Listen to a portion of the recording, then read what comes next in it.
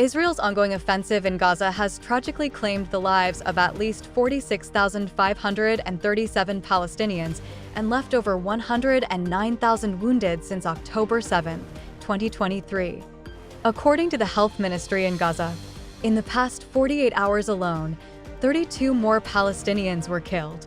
In a recent attack, an Israeli bombardment hit the Zainab al-Wazir school in Jabalia al-Balad, killing at least 8 people, including 2 children and 2 women, while several others were injured.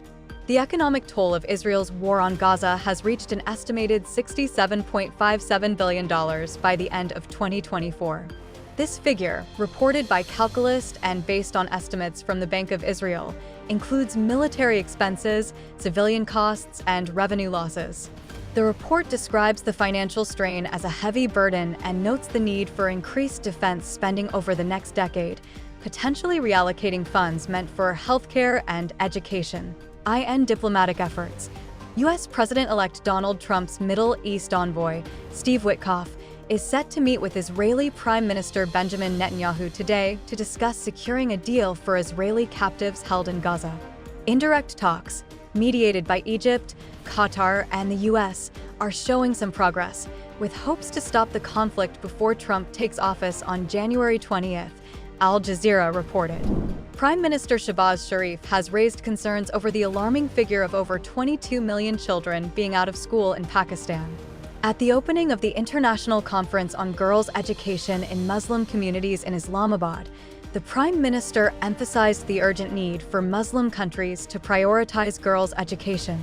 He highlighted that millions of girls entering the job market over the next decade hold the potential to not only uplift their families and nations, but also contribute to the global economy. Meanwhile, PTI's Central Information Secretary, 𝐃𝐚𝐰𝐬 has criticized the current government's claims of economic recovery.